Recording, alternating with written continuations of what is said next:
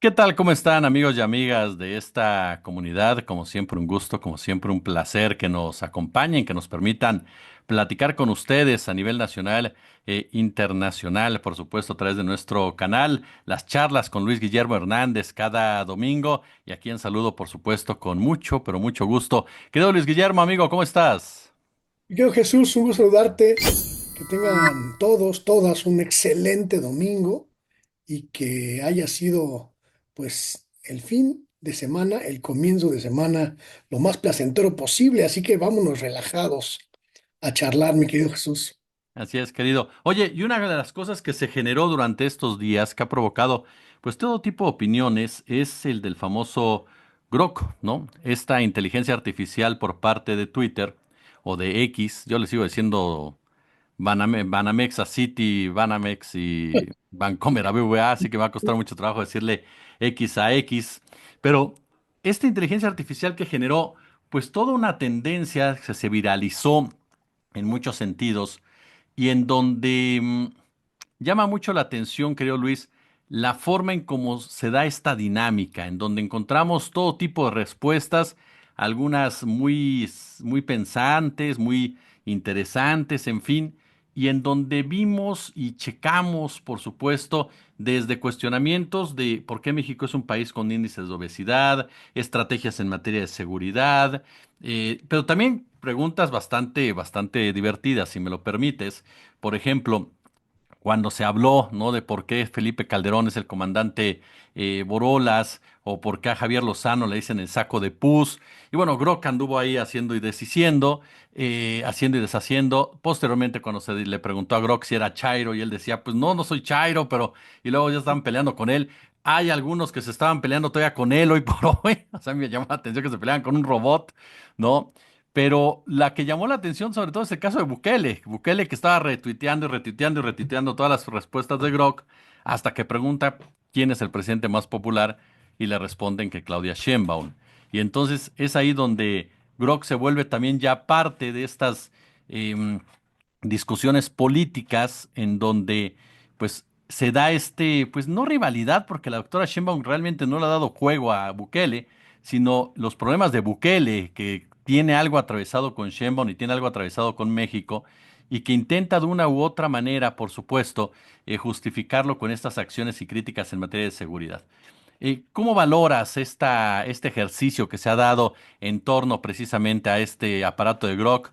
Y sobre todo, ¿cómo ves este caso de Bukele, oye? Mira, a mí me divirtió muchísimo este este juego tuitero, este juego de la red, cuando pues se volvió viral preguntarle a Grok sobre cuestiones de toda índole. Yo mismo, no recuerdo si por allá del jueves, miércoles, por allá, estuve pues, también jugando con Grok. Le pregunté al Grok pues, quién era el periodista más chayotero del país y me contestó que Joaquín López Dóriga era el periodista más corrupto porque aparecía en las listas de los periodistas más chayoteados en el sexenio de Peña Nieto y fue una verdadera pachanga que pues de alguna manera relajó los ánimos en la red social, pero también nos ayudó a entender pues cómo opera, cómo funciona esta inteligencia artificial, que no es otra cosa sino una una puesta al día de nuestro propio universo de sentido, de nuestras propias ideas y de lo que buscamos, lo que encontramos, lo que publicamos, lo que difundimos en esta red social, un mecanismo para concentrar la información, evaluarla, analizarla y presentarla como una respuesta. Por eso, porque se trata de un juego que irá perfeccionándose o no según tenga éxito, me llamó mucho la atención que el presidente salvadoreño se metiera a esta dinámica y a esta lógica un poco en este plan, pues, chambón que le gusta mucho ejercer.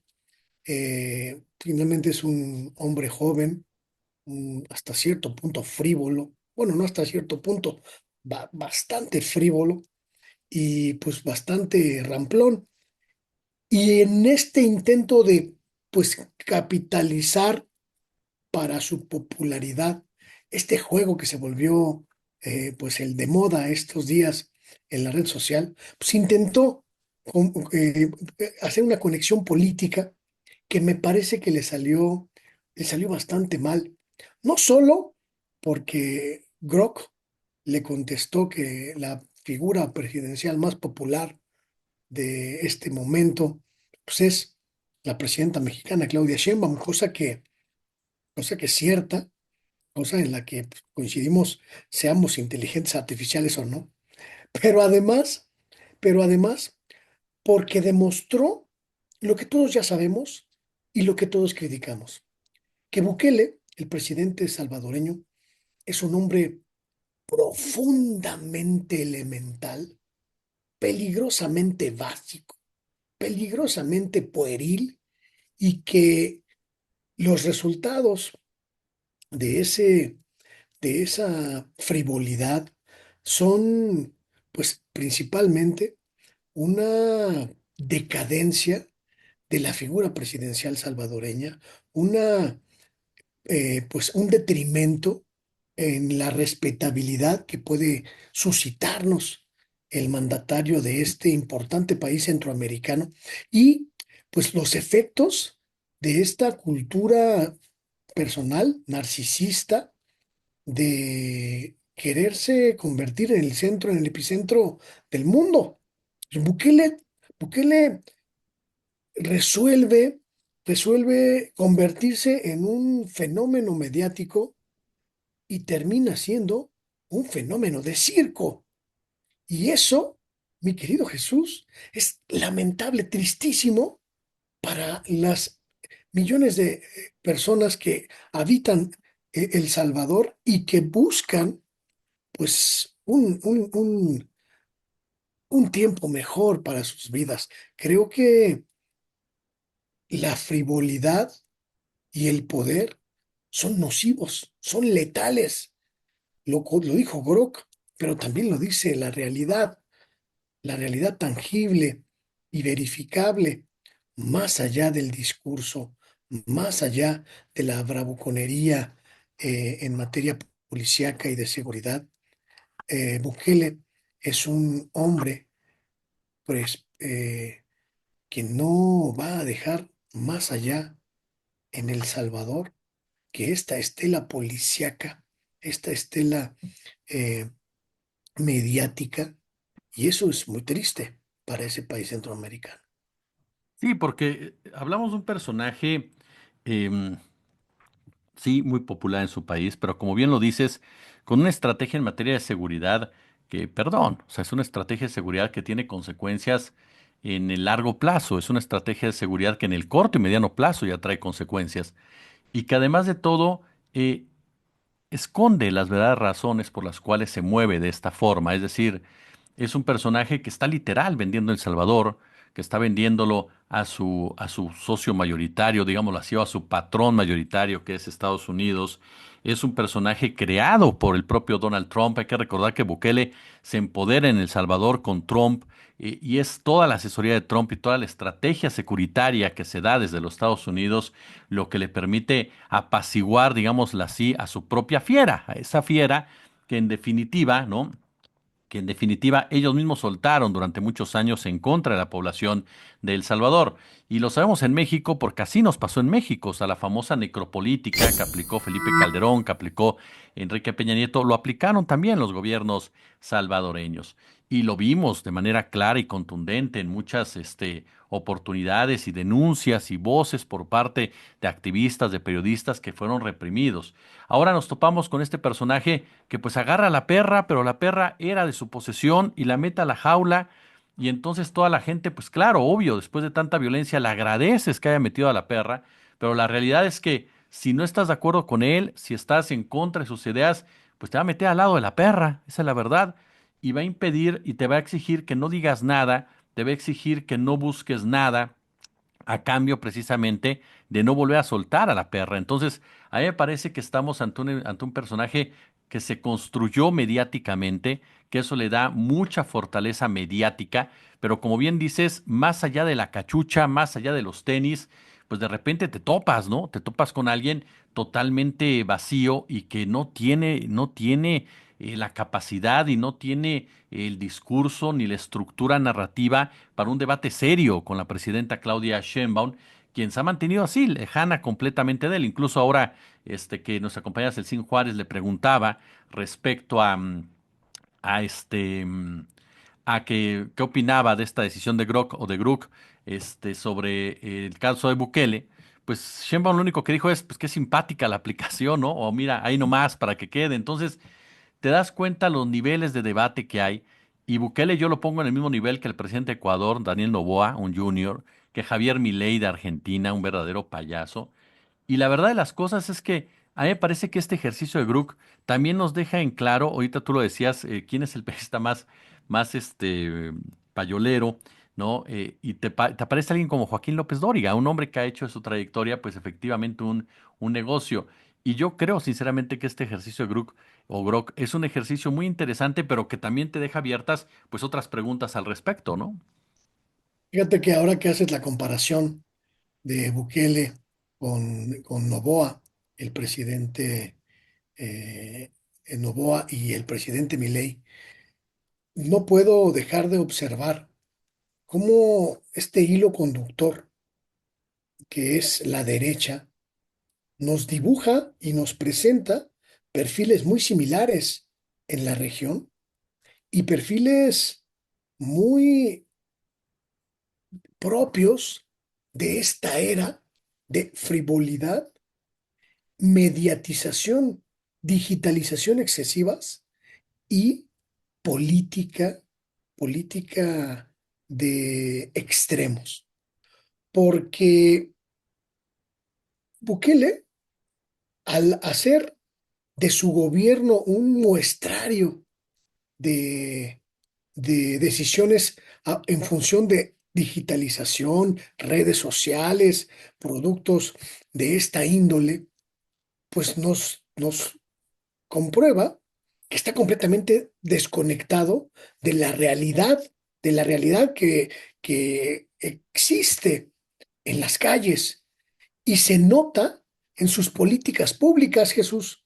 Se nota muy claramente en esta criminalización de la pobreza, en esta conversión del territorio salvadoreño en una especie de gueto, en una especie de cárcel, en una especie de, de prisión al servicio de los intereses de Estados Unidos. Y cómo esto se repite en Argentina con Milei, que también se arrodilla frente a Donald Trump y se pone de tapete, y que también parece ocurrir en el caso de Noboa. Y entonces, pues uno conecta, pues claro, este perfil derechista coincide en frivolidad, coincide en utilizar las redes sociales y utilizar los espacios sociodigitales para posicionar no a una persona, sino a un personaje y para colocar en el centro del debate no las cosas más urgentes de las diferentes sociedades, sino las más llamativas, las más propagandísticas, las más eficientemente populares. Y entonces, pues te das cuenta de que la derecha en América Latina es exactamente la misma y lo único que tiene para ofrecer es este tipo de personajes frívolos, huecos, entreguistas, arrodillados a Estados Unidos, arrodillados al poder oligárquico, arrodillados al dinero nacional o internacional, y que entonces los otros, el resto del continente, lo que tenemos que hacer, uno, es señalarlos abiertamente, desacreditar esa intención de frivolizar los actos públicos, frivolizar las gestiones de los países y no permitir que en nuestras regiones este tipo de personajes pues se, se apoderen de los gobiernos. Entonces, yo sí creo que este fenómeno Bukele es un fenómeno que es una circunstancia que nos debe llamar mucho a la atención. Ahí tenemos, solo por no ir más lejos, mi querido Jesús, ahí tenemos a a esta vedette arrepentido, Eduardo Verástegui, que utiliza los espacios sociodigitales exactamente para lo mismo, solo que con el matiz de de la religión como catapulta. Ahí teníamos o tenemos todavía a personajes como la propia ex candidata presidencial Xóchitl Gálvez, ¿no? El propio cuate de Movimiento Ciudadano, Maines, ¿no? Gente cuyas propuestas no son políticas, no son sociales, son mediáticas, son virales, bailecitos, jueguitos con las redes sociales, cositas de ese tipo que no representan una propuesta de gobierno, una propuesta de país, una propuesta de sociedad, sino simple y llanamente la frivolización. Entonces, yo sí creo que es un asunto delicado, un asunto grave, y que lo que pasó esta semana con el Grok, pues nos lo pone bien claro. Aguas, porque hay gobernantes, hay presidentes que se asumen como integrantes de una comunidad tuitera, cuando en realidad son mandatarios, son responsables de los destinos de un país. Sí, estoy completamente de acuerdo en ese sentido con el fenómeno Bukele. Un fenómeno que, bueno, esperemos. Y fíjate que yo siempre he sido muy crítico de definirlo como tal, ¿no? Para mí es eso, es un personaje que junto con esos sectores, ¿no? Que lo respaldan, que lo apadrinan, pues de una u otra manera, ¿no? De una u otra manera eh, inflan a alguien, ¿no? O sea, los inflan, les crean una buena prensa. Yo hacía hace unos días un comparativo con Carlos Salinas de Gortari. Tú recuerdas que Carlos Salinas de Gortari tenía una muy buena prensa, esa es la verdad de las cosas, que lo hacía pasar como un personaje que estaba cambiando México, ¿no? Que estaba llevando a México al primer mundo. Con la nota del Telecam, por ejemplo, era una nota que destacó en todos lados como una de las mejores decisiones comerciales, como que nos garantizaba nuestro futuro, como que México se iba a parecer cada día más en Estados Unidos en materia financiera. Y ya con el paso del tiempo, pues te das cuenta del daño que hizo Salinas Gortari. Y lo trasladas también a esa época con Carlos Saúl Menem, que en Argentina todavía esa crisis de Saúl Menem no ha podido ser superada en Argentina por los diferentes personajes que han llegado al poder, ¿no? Desde Eduardo Duhalde, desde De la Rúa, incluso las etapas del kirchnerismo, porque bueno, Alberto Fernández fue un presidente lamentable en muchos sentidos, la propia Cristina de repente eh, confundió el rumbo, por decirlo de alguna manera. Entonces te topas con estos personajes que son hechos a la medida por esta corporatocracia, ¿no? Y que los convierte en verdaderos gerentes de tu país. En México lo vimos con un Vicente Fox, quien de una u otra manera, pues yo también hago el paralelismo con Bukele en que en esta idea de derecha que se disfraza muchas veces de luchador social, de comprometido con la justicia social, pero que en realidad es un personaje profundamente conservador, un Mm. personaje profundamente, pero profundamente violento, digamos de alguna manera, en ciertas políticas sociales, que están convencidos de que hay que acabar con el pobre, no con la pobreza, y ante eso llevan a cabo todo tipo de situaciones, todo tipo de medidas, todo tipo de acciones y que muchas veces es lo que debemos de tener mucho cuidado, porque esas corporaciones no les importa el ser humano, no les importa la persona, les importa ganar dinero y todos son desechables para ellos. Y colocan a estos gerentes quienes no tienen ningún tipo de ética, ningún tipo de limitante para hacer precisamente lo que hacen, ¿no? Y lo vemos ahora, por ejemplo, con el propio Felipe Calderón, quien aplicó a rajatabla la estrategia securitaria de Estados Unidos en una guerra en contra de los pobres. Y eso es algo similar a lo que yo veo con Bukele. Y ahora lo vemos, el caso de Donald Trump que le manda a los migrantes y ahora encarcélamelos ahí.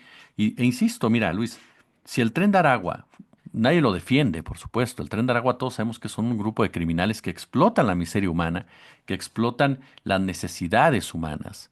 Eso es un hecho innegable y por lo tanto deben de ser castigados, pero no pueden agarrarte a ti, a mí y a otras 180 personas y decir, todos estos son del Tren de Aragua, sin pruebas, por ejemplo.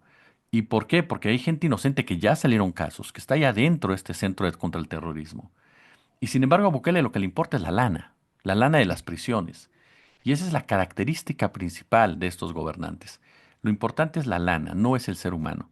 Ahora, yo quería preguntarte también en este marco de Grok, no de Grok, lo que tiene que ver con la propia inteligencia artificial, hermano. O sea, vemos un personaje con el cual todo mundo habla, ¿no? Y todo mundo le pregunta, y que tiene respuestas inmediatas, rapidísimas. Si tú hablas con algún chat de esta inteligencia artificial, caray, le das algunos datos y te desglosa estudios, análisis y todo de todo. Esa es la verdad de las cosas. Entonces te topas ya con una evolución que yo sí me quedo pensando, ¿es un desarrollo como tal? ¿O estamos literalmente, estamos también ante un sometimiento? Porque a final de cuentas los algoritmos no son neutrales, proceden de una empresa que en este caso concreto es X, cuyo dueño es un personaje vinculado al nazismo, de derecha, y que puede hablar de una neutralidad mientras le convenga pero que a final de cuentas, tarde que temprano, va a tener ese sesgo obvio, normal, del dueño en su propiedad. Entonces, también nos topamos con una realidad de este tamaño, ¿no? Yo creo que este es un punto bien importante porque nos hace tomar conciencia de dos elementos que me parecen bien fundamentales, Jesús. Por un lado, el desarrollo, la evolución de la forma en la que nos comunicamos y la forma en la que nos interrelacionamos los seres humanos. Las redes sociodigitales vinieron a trastocar la comunicación cotidiana, la comunicación tradicional y la forma en la que nos comunicamos. Horizontalizó el flujo informativo que era vertical, donde los medios de comunicación estaban en la cima de la línea y los usuarios, los espectadores, los radioescuchas, los televidentes, pues estábamos abajo. Hoy, con las redes sociodigitales, prácticamente todos somos emisores y receptores de mensajes. Todos tenemos la capacidad de comunicar y también de recibir información, de originar información, de originar datos, de originar contenidos y también de recibirlos. Pero siempre hay una mediación, que es la mediación de las empresas, las plataformas en las que subimos nuestros contenidos. Y Grok no podemos disociarlo de quién es el propietario de su empresa y cuál es, como bien lo dices, como perfectamente lo recalcas, cuál es su ideología, cuáles son sus proximidades, sus intereses ideológicos, cuáles son sus afinidades en términos de poder, en términos de dominación, en términos de oligarquía global. Y no podemos ser jamás cándidos, no podemos ser jamás inocentes y pensar que estamos atravesando un umbral de comunicación sin controles, de comunicación libre, porque no lo es, no lo es. Siempre está el condicionante de que el dueño del juguete nos cambie las reglas, nos imponga nuevos instrumentos o simple y sencillamente nos saque de la jugada. Y entonces, pues debemos ser lo suficientemente conscientes de ese riesgo como para entender, uno, que la realidad sí habita, sí coexiste en las redes sociales, pero también está fuera de estas. Y que no podemos considerar la única realidad la que se traza a través de los espacios sociodigitales. Dos, que el conocimiento de las sociedades, el conocimiento del ser humano, no está exclusivamente en contenido en las plataformas o en los ámbitos digitales, que también fuera de estos coexisten inteligencias, discursos, pluralidades, narrativas de toda índole que no podemos soslayar ni olvidar.